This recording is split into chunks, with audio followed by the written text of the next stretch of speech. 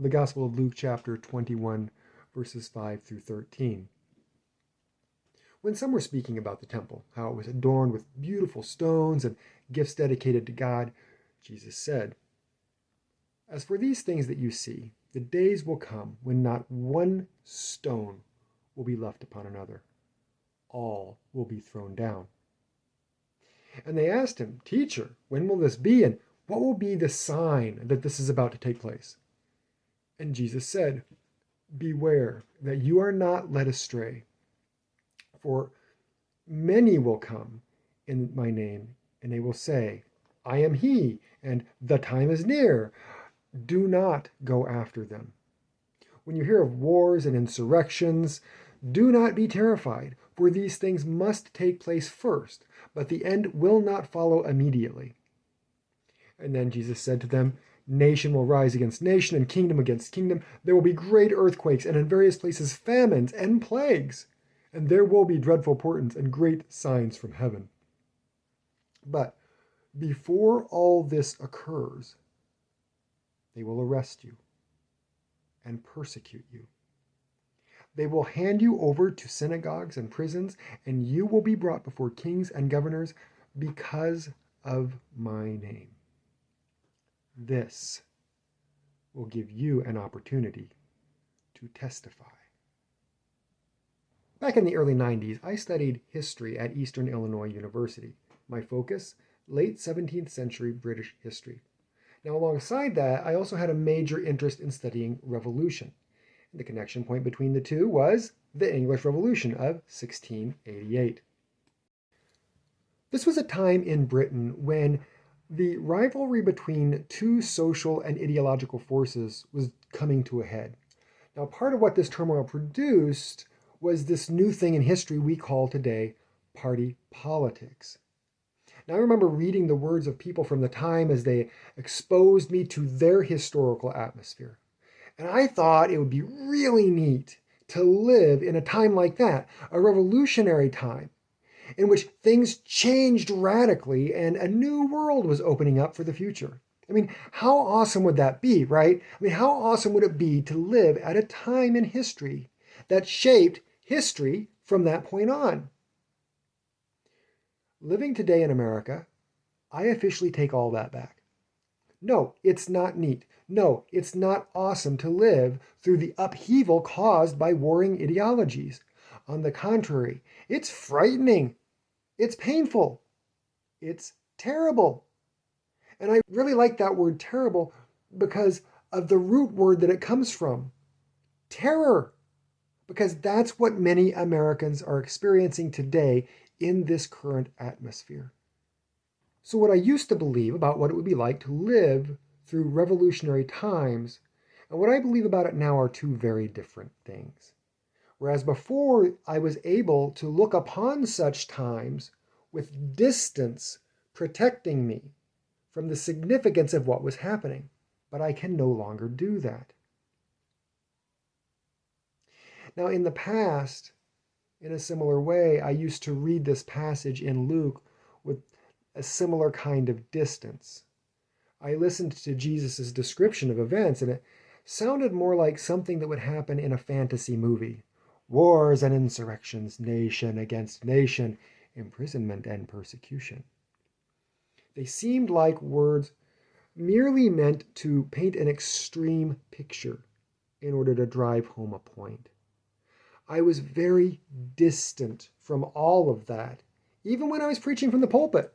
Sure, it was real, but it was also not quite real. Now, however, living in America today, it doesn't read like a fantasy. It reads like headlines out of today's news. This passage is no longer just the story that Jesus said or told to make a point. What Jesus describes is unfortunately the lived reality of many Americans right now on one level or another. And I think at the end of the day, most Americans really all want the same thing. We all want is simply to just live our lives with a certain amount of comfort and freedom in a way that makes life meaningful. And yet, in today's America, every single day, the possibility of that kind of life is under continuous assault. People are afraid. They're afraid that they will not be able to put food on the table for their family, and that includes for children. They're afraid that they are not going to be able to pay their rent or their mortgage. They're afraid that they may very well lose their jobs as companies tighten their belts and let people go in order to save money in this new uncertain American economy. And for most people, this assault isn't just coming from one direction. Power is coming for us from all directions: political, economic, social directions. And for some, it's even coming from family. I mean, you know those people who you once thought you were going to be safest around, but then suddenly you're not. Of course, not everybody in America is experiencing this extreme vulnerability that others in society do. I mean, some don't have to feel as personally threatened as others, but that doesn't mean that they're immune. Even though they have a certain amount of security that protects them right now, at least at this moment, they can still see the fear on the faces of those around them, their neighbors, their workmates. They can even see the fear on the faces of their family members every single day and every single night of their lives. So for those of us who live in this normal everyday America, there is no escape. We all feel it. Power is coming for you. But from which direction? Well, you don't know. All you know is that you are vulnerable. And in this kind of lived experience, what are we supposed to do? How are we going to survive this? Is there any way at all out of this hellscape that has been intentionally manufactured by a relatively small group of extremely powerful people in this country? Where is the hope? On November 4th, we had state and local elections in the United States. And the result, a very, very big blue wave. Now, I think this came as a shock to many.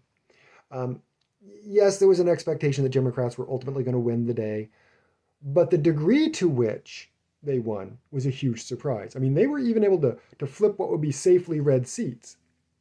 And keep in mind that just before this, polls were saying that the Democratic approval rating was dismally low. This tells me something.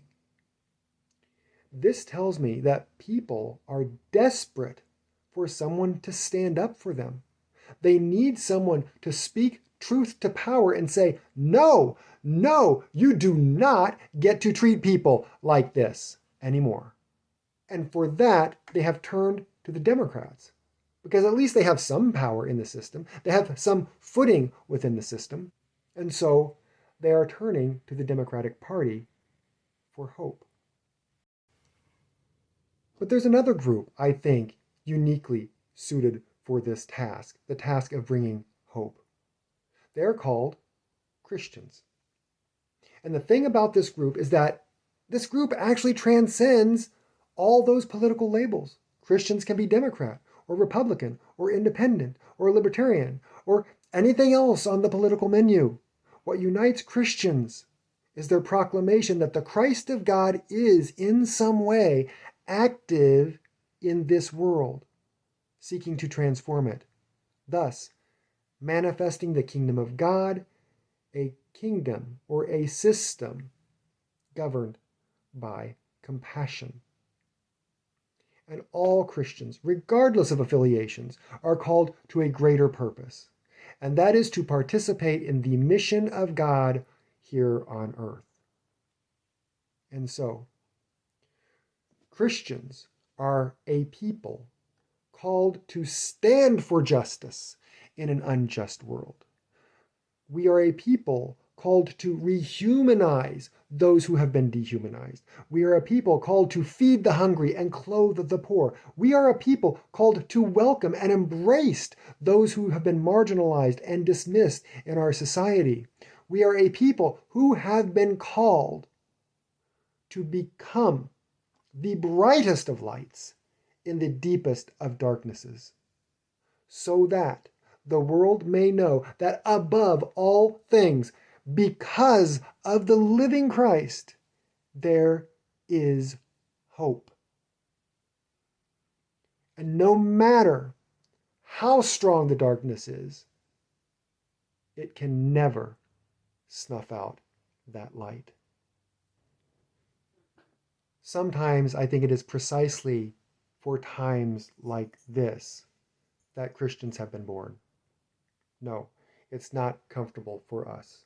In fact, it's downright painful to live in these days. I mean, after all, as part of a wider human community, we suffer with those who are suffering. On the surface, suffering with those who suffer, enduring that sense of powerlessness in the midst of it all, along with others. On the surface, that might seem like a weakness. But I think that this very deep human connection is part of our greatest strength. Because that connection with a shared humanity that causes us to weep with and for others also empowers us to speak with and for others. The world around us needs hope, and we Christians are called, commissioned, and empowered to become a people of hope. Yes, it sucks right now living in this shitstorm that is the United States of America. And yet, Jesus says to us, this will give you an opportunity to testify. And so, sisters and brothers, let us embody Christ's Spirit by becoming his hands and his feet and his voice in this world. And thereby let us testify that Christ is not only risen, but is rising. And there is nothing, absolutely nothing, the darkness can do to stop it. Behold the hope of the world.